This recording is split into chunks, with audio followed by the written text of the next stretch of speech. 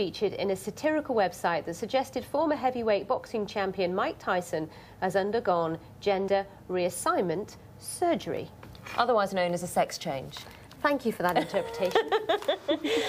We're going to discuss these more with Rolake Akinkugbe, Head of Energy Research at EcoBank. Good to have you with us, Rolake. Good to see you both. I was quite surprised because, you know, we follow interest rate decisions by central banks for years, both of us have. We have. And you never see... I know. Well, I like it. We never... I've never heard of a central bank saying our interest rate policy is this clear. We're tying it to unemployment figures. That's quite a big move, isn't it? It is quite a big move, but it also needs to be taken in the context of the so-called fiscal cliff, which is approaching. And this may signal some attempt to try and offset some of the impact of that. And the idea is that we've done the simulations of the economy, and we're going to keep interest rates close to zero as long as unemployment stays above 6.5%. And as long as inflation stays around 2.5%.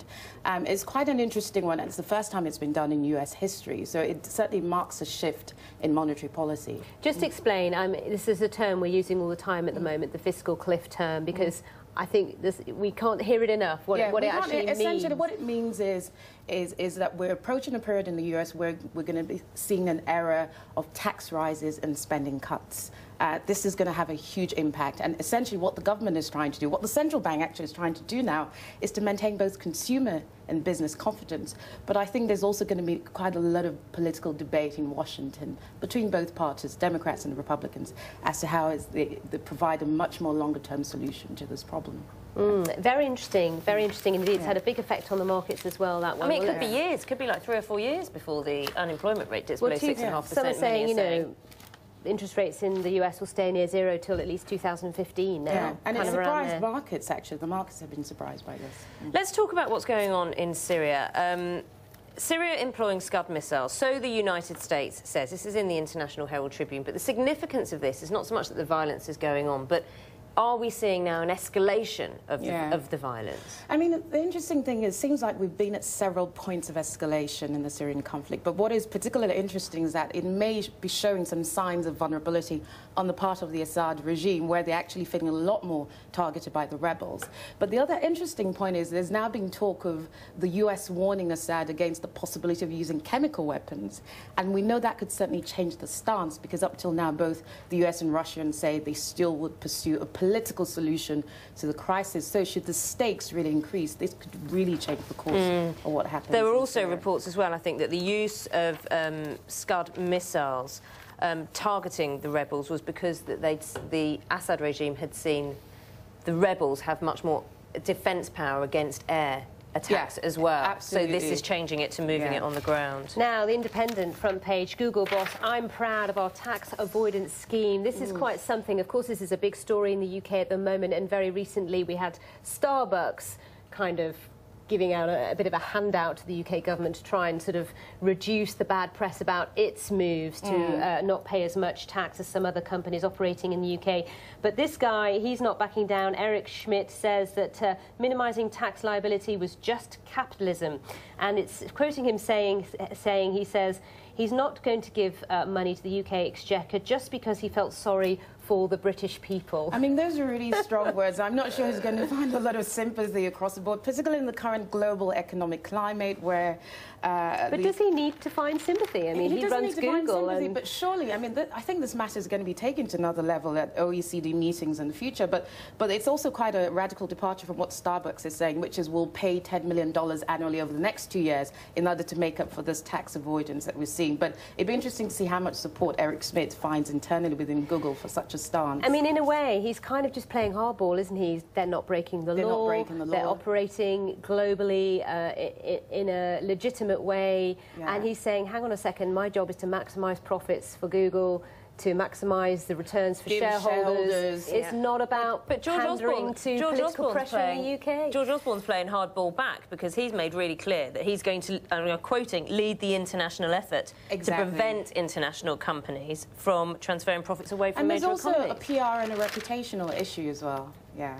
It's a very interesting one, I think he's quite a brave man to kind of say that. I think he's very brave man. Considering the climate. I'm sure a lot of CEOs are thinking that, but not saying it out loud. Exactly. Maybe he's got a different PR attitude.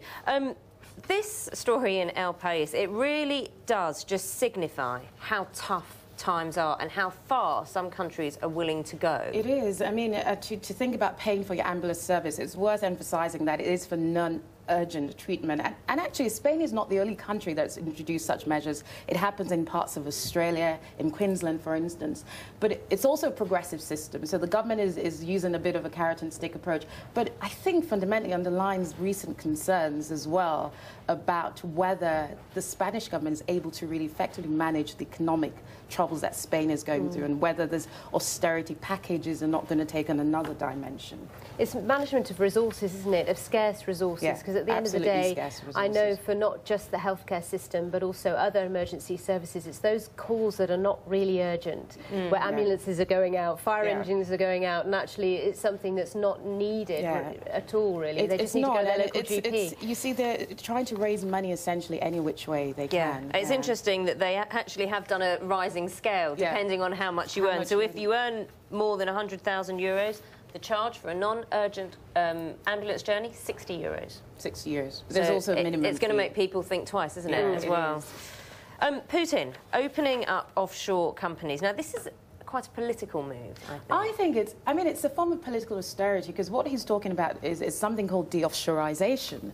But actually, it's a new word, but he's also trying to put pressure on some of the political elite, many of whom, it's estimated that around $80 billion in capital flight occurs in Russia all the time. So what he's trying to essentially do is not only say we're serious on transparency, perhaps he's facing some domestic political pressure, but he's also trying to get his public officials to declare and be more open about their assets and their financial interests. Which would be a good thing in Russia, isn't it? Because there is this feeling among the normal, everyday man and woman in Russia who are having tough times, that those at the top and many others around them have got a lot more going on than they divulge. Absolutely, certainly, and it remains to be seen whether this will actually have a real impact and change in the course of things in the long term. We'll be keeping an eye on it, certainly.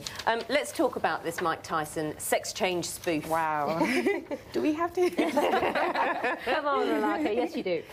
This is interesting, but essentially this is African media online outlets who have been fooled and deceived by a story on a spoof website, satirical website, saying that Tyson has had a sex change. First of all, it highlights the fact that Tyson is extremely popular in Africa, but also there's potential issue of cultural sensitivities. Have these mainstream media outlets been genuinely fooled, and have they actually misread the idea behind satire? It's going to be interesting. And how far do you actually push this boundaries when it comes to, we've had recent more serious issues around prank calling, but it's an interesting one, and I'm not sure the humor will be taken so well in all parts of Africa. Well, remember that the People's Daily in China was spoofed as well. Do you remember Kim Jong-un being declared the Onion's world's sexiest man? You just thought that would be pretty obvious that was a joke, but maybe not so. I think as journalists we're becoming much more wary, aren't we? I think so. Of our sources. Rolake, it's always a pleasure having you with us. Thank you so much for going through the papers. Sally and I will see you very soon. Bye-bye.